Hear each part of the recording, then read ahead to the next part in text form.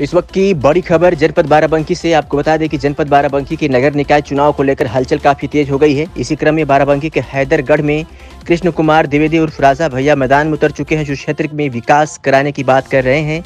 इसी पर हमारे संवाददाता श्रवण चौहान ने उनसे खास बातचीत की है। आइए आपको दिखाते हैं। नमस्कार, मैं हूं आपके साथ में श्रवण चौहान और आप देखना शुरू कर चुके हैं न्यूज़ 9 नेटवर्क। आज हम मौजूद हैं बाराबंकी जनपद के हैदरगढ़ कस्बे में और हैदरगढ़ कस्बे में नगर निकाय चुनाव को लेकर कैसी-कैसी यहां पर रणनीति बनाई जा रही हैं और जो प्रत्याशी हैं वो किन मुद्दों को लेकर जनता के बीच उतर रहे हैं, इसी को लेकर हम बातचीत करने वाले हैं।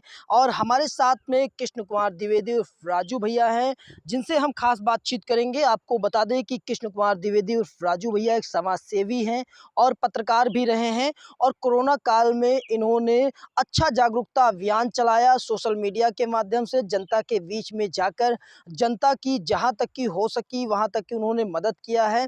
इसके अलावा जो सरकारी योजनाएं हैं उनको भी जहां तक की लोगों के बीच पहुंचाने का काम किया है। हमारे साथ में कृष्ण कुमार द्विवेदी उर्फ राजू भैया जी हैं, हम इनसे बातचीत करते।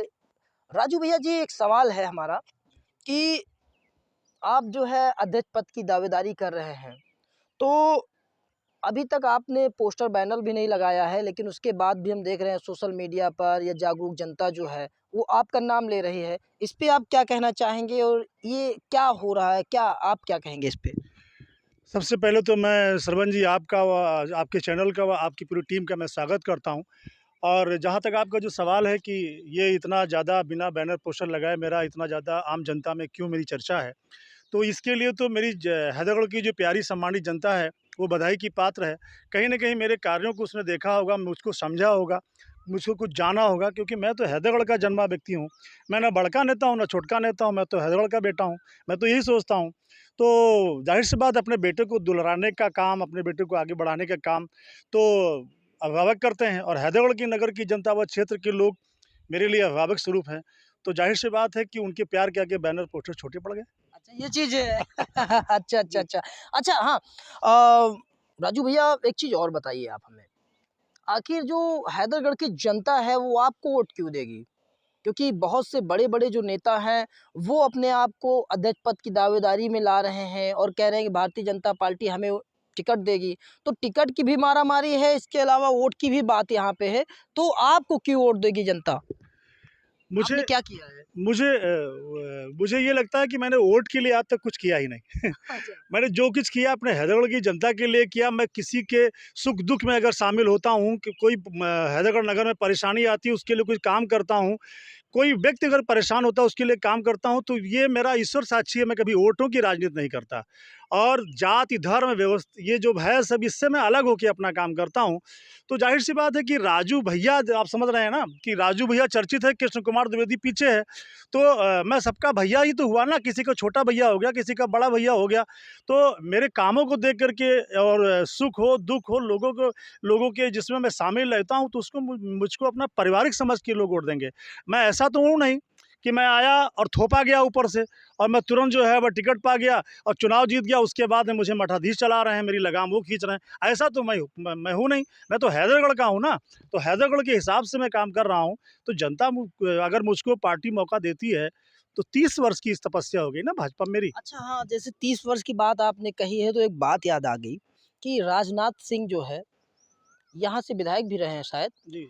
और उस समय आपने उनकी मीडिया की कमान सँभाली थी, तो क्या राजनाथ सिंह आपको टिकट दिलाने में या फिर ये बात जो है, क्योंकि एक बड़ी बात है कि एक बड़ा नेता के आप मीडिया प्रभारी रहे हैं, मीडिया सलाहकार रहे हैं, तो क्या ये मायने रखेगा? देखिए, तमाम लोग श्रवण जी के मुझसे कहते हैं कि अगर मैं राजनाथ जी के नज़दीक होता तो मैं ये कर लेता, मैं वो कर लेता। राजू भैया तुम्हारी तरह मोटरसाइकिल से ना चलता, मैं फार्च्यूनर से चलता। इस टाइप की तमाम बातें मेरे मित्र करते हैं, जानने वाले करते हैं। लेकिन देखिए, मैंने जो काम उस समय किया था भारतीय जनता पार्टी की तरफ से मीडिया का, तो वो मैंने जो काम किया था एक संगठन के कार्यकर्ता के रूप में मैंने वो काम किया था। मैंने राजनाथ जी से, आज वो देश के रक्षा मंत्री हैं, गृह मंत्री रह चुके हैं, मेरे उनके पारिवारिक संबंध हैं, मेरा पूरा घर परिवार उनका जानता है। लेकिन मैंने कभी उनका फ़ायदा उठाने की नहीं सोची। और शायद लोगों के लिए, मेरे मित्रों के लिए ये बात होगी कि राजू भैया ने राजनीति में कोई फ़ायदा नहीं उठाया, लेकिन मेरा एक फ़ायदा बहुत बड़ा ये हुआ कि मैं आज राजू भैया अगर बना तो इसमें मेरे जो मेरा मैं बेदाग हूँ आज की राजनीति में, इतने दिन हो गया। लोग थोड़े दिन राजनीति करते हैं, बदनाम हो जाते हैं, किसी के ऊपर दलाली का आरोप लग जाता है, किसी के ऊपर जातिवाद का आरोप लग जाता है, लेकिन राजू भैया के ऊपर आज तक 1 रुपए कोई आरोप नहीं है। तो मैं राजनाथ सिंह जी का नाम जो है टिकट के सिस्टम में मैं कतई नहीं आगे करना चाहता। ना मैंने उनसे अभी तक, मैं आपसे ईमानदारी से बता दूं, मैंने भी उनसे नहीं कहा है। ये तो मेरे स्थानीय संगठन के, हमारे जनपद के जो जनप्रतिनिधि हैं, अगर उनको लगे कि नहीं राजू भैया कुछ हैं तब तो ठीक है, और अगर उनको ये नज़र नहीं आ रहा है कि बिना बैनर पोस्टर के राजू भैया का नाम इतनी तेज़ी से उछला हुआ है, तो मैं क्या कह सकता हूँ। अच्छा राजू भैया, एक चीज़ और बताइए कि अगर एक सवाल सबसे पहले है कि अगर भारतीय जनता पार्टी किसी और को प्रत्याशी बनाती है, आपको नहीं बनाती है, तो राजू भैया का क्या कदम रहेगा? राजू भैया का कदम जो रहेगा वो पार्टी के साथ रहेगा, क्योंकि मैं पहचान का मोहताज नहीं हूँ।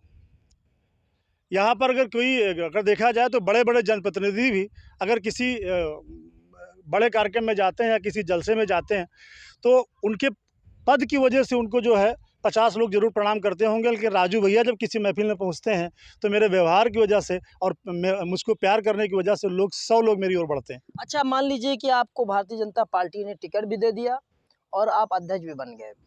आप ये बताइए कि हैदरगढ़ में आपकी नज़र में ऐसा कौन-सा वर्क है यानी काम है जिसे आप सबसे पहले करेंगे? मैं कोई सरपंच जी डींगे नहीं मारना चाहूँगा, मैं कोई वादे नहीं करना चाहूँगा। मैं हैदरगढ़ की गलियों में घूमा हूँ और यहाँ पर मेरा बचपन गुजरा है, चड्ढी बनियान पहन के घूमा हूँ। यहाँ के तालाबों में मैं नहाया हूँ, यहाँ की नहर में मैं नहाया हूँ।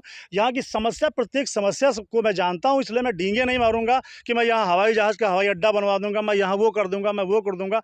कुछ ऐसे जुनून काम हैं जो वास्तव में हैदरगढ़ के लिए बहुत ज़रूरी है, जो होने चाहिए। उदाहरण के स्वरूप जब हैदरगढ़ में सौदा केंद्र नहीं था, तो मैंने स्वर्गीय पंडित सुरेंद्रनाथ अवस्थी जी से बात करके उसको मैंने यहाँ पर बनवाया था उसानेश्वर में। और उसके बाद में जो राजू लस्सी सेंटर है प्रिंस सरदार जी, उनके अंदर मैंने प्रेरणा डाल करके आज उन्होंने वहाँ पर काम किया है। शमशान घाट में मैं लगातार जो है स्वच्छता अभियान भी चलाया करता हूँ। तो ऐसे कई अन्य भी बड़े काम हैं हैदरगढ़ नगर में जो होने चाहिए, जो अब तक नहीं हुए, और शायद इसलिए नहीं हुए क्योंकि देखिए, ज़मीन मुझको खरीदनी नहीं, क्योंकि मैं पुराना हैदरगढ़ का ज़मींदार ख़ानदान से आता हूँ। मेरे पूर्वजों ने मेरे पूर्वज परबाबा स्वतंत्रता संग्राम सेनानी रहे हैं, पंडित शिव साई द्विवेदी जी महाराज, उन्होंने देश अच्छा ये बात है। जी, वो देश की आज़ादी के लिए लड़े हैं। और मेरे बाबा स्वर्गीय पंडित गिरिधर द्विवेदी जी ने दशहरा बाग में जो है वो इतना लोगों को बसा दिया। तमाम स्थितियाँ हैं, तो ज़मीन जायदाद की कोई ज़रूरत है नहीं, धन की कोई ज़रूरत है नहीं। राजू तो मस्ती में अपनी चाल चलते हैं, और वो वहाँ पर केवल एक काम है कि मैं जनता के लिए काम करूँ, और जनता को अगर कहीं उसके चेहरे पर मुस्कुराहट आ जाए तो वही मेरा धन होता है, वही मेरा प्रातांक होता है। अच्छा राजू भैया जी, प्यार से हम भी आपको राजू भैया कहते हैं। आप हमें एक चीज़ ये बताइए कि चुनाव में आप कितना पैसा जो है खर्च करेंगे? अरे बड़ा सवाल है। सरोज भैया, यही तो लोग पूछते हैं।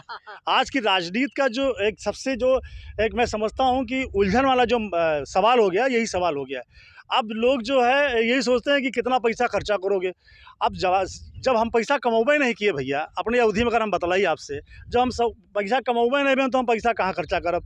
हमार चुनाव तो भैया जनता लड़े, हैदरगढ़ के नगर के जनता लड़े, और हमहू जो है हाथ जोड़ जोड़ के अपन जाके अपन सिस्टम। बाकी जो भैया इज्जत पावत है, सबरन भैया नाक पावत है, तो मना ऐसी ऐसी उधार व्यवहार लेके अपन कौन कहूँ करता है कुछ न कुछ, तो वैसे करब। लेकिन ये चीज़ जान लो कि अगर टिकट हमका मिल गया तो चाहे बड़के चाहे जितने बड़े अंबानी अडानी हुए, वो राजू भैया के सामने, राजू भैया की जनता के सामने भी पानी मांग जी हैं।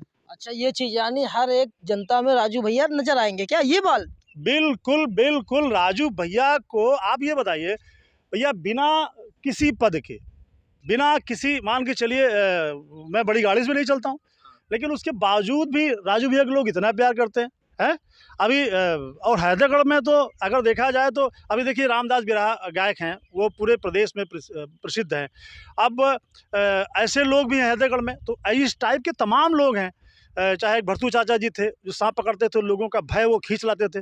तो मैंने मौका जब भी मिला, मैंने ऐसे लोगों को सम्मानित कराने का काम किया। ऐसे तमाम काम किए। मैं मुँह से बोलूँगा तो ख़राब लगेगा, लेकिन यही है कि मैं उनमें से नहीं हूँ कि मैं कुछ करूँ तो उसको बहुत लंबा चौड़ा करके बताऊँ। काम मैं बहुत करूँगा सरपंच जी। केवल अवसानेश्वर बाबा, भोलेनाथ जी महाराज, रामेश्वरम बाबा जी और विजयी हनुमान मंदिर जी और श्री बालागिरी हनुमान जी महाराज केवल कृपा करें संतों की कृपा हो जाए तो काम तो मैं करूँगा, पहले से कुछ नहीं कहूँगा। अच्छा, यहाँ पे आपने मतलब बाबाओं के नाम ले लिए, लेकिन एक चीज़ बताइए कि हैदरगढ़ में जो मुस्लिम समुदाय है, वो किधर जाएगा? ये थोड़ा-सा हम जानना चाह रहे हैं, क्योंकि हम एक प्रकार से टटोल रहे हैं। हैदरगढ़ में मैं सब्जी मंडी वार्ड से 2 बार सभासद रहा। अच्छा, ये बात है। एक बार मेरी माताजी सभासद रहीं, जब पहली बार वार्ड का गठन हुआ तो मेरी माताजी सभासद हुईं और दूसरी बार मैं सभासद रहा। और सब्जी मंडी वार्ड एक ऐसा वार्ड है जहाँ पर मुस्लिम भाइयों की संख्या बहुत ज़्यादा रही। आपको शायद जान के आश्चर्य होगा कि जब मैं दोबारा चुनाव लड़ा था, तो इतनी बड़ी संख्या होने के बावजूद भी मुस्लिम भाइयों में से कोई प्रत्याशी मेरे सामने खड़ा नहीं हुआ था। ये मुस्लिम भाइयों का मेरे प्रति प्यार था। और शायद है सब्जी मंडी में मैं एक ऐसा सभासद हुआ जो भारतीय जनता पार्टी कमल के फूल पे जीतने वाला, मैं केवल पहला और सब्जी मंडी वार्ड का मैं आखिरी मान के समझ लीजिए मैं प्रत्याशी था। तो कमल के फूल पे, मैं निर्दलीय की बात नहीं करता हूँ, कमल के फूल पे। तो ये अगर मैं चुनाव लड़ता हूँ तो मुस्लिम भाई भी कहीं न कहीं वो अच्छा, कि क्या यहाँ पे राजू भैया के लिए ये पैटर्न काम आएगा कि हिंदू, मुस्लिम, सिख, ईसाई आपस में सब? देखिए ये काम तो ज़रूर आएगा, लेकिन मेरी भी एक आदत है। मेरा मतलब ये रहा है कि आप अपने धर्म के प्रति कट्टर रहो, इस पे अपने धर्म पे गर्व करो और ये अच्छी बात है। लेकिन आप दूसरे के धर्म की बुराई कतई ना करो, उसकी निंदा ना करो, मैं इसका हिमायती हूँ। अच्छा, ये चीज़ है। जी। तो विकास आप करेंगे बस एक कम शब्दों में। मैं विकास करूँगा लेकिन सेवा के साथ, और ऐसे छोटे-छोटे लेकिन बड़े-बड़े काम, जैसे होता है ना कभी-कभी छोटे-छोटे जो प्रयास होते हैं, वो बड़ा जो है वो कार्य कर जाते हैं। तो मैं उसी के हिसाब से काम मैं करूँगा। बाकी अन्य कई चीज़ें हैं कि जो है चेयरमैनी में अगर मान लीजिए मैं चेयरमैन हो गया, तो चेयरमैनी अगर मैं चेयरमैन हो गया, तो चेयरमैनी राजू भैया ही करेंगे। मेरे घर का कोई व्यक्ति उसमें शामिल नहीं हो सकता। और शायद यही वजह है कि जनता में मैं खूब लोकप्रिय हूँ, लेकिन जो मठाधीश हैं, उनको मेरे नाम से उनके पेट में दर्द हो जाता है कि ये राजू भैया अभी कुछ नहीं तो इतना लोग दौड़ के पैर छूते हैं, राजू भैया खुद ही दौड़ के पैर छूते हैं अपने बड़ों के। अगर ये आदमी कहीं कुछ हो गया तो पता चलेगा, तब पत्ता कट जाएगा। तो माहौल और पत्ता खराब हो कट जाएगा। तो इसीलिए मेरे विरुद्ध मठाधीश हैं, आम जनता मेरे विरुद्ध नहीं है।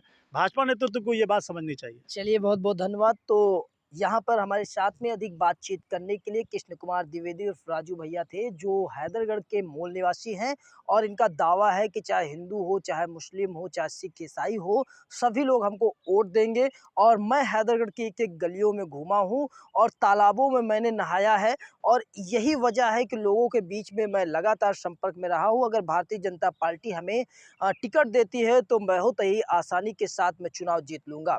अब ऐसे में ये देखना बड़ी बात है कि आने वाले समय में राजू भैया चुनाव जीतते हैं या फिर नहीं जीत पाते हैं, भारतीय जनता पार्टी इन्हें टिकट देती है या फिर नहीं देती है, ये देखना बहुत ही इंटरेस्टेड होगा। श्रवण चौहान, न्यूज़ 9 नेटवर्क, बाराबंकी, उत्तर प्रदेश। इस वीडियो को लाइक करें, हमारे चैनल को सब्सक्राइब करें, बेल आइकन जरूर प्रेस करें हमारी न्यू वीडियो सबसे पहले देखने के लिए।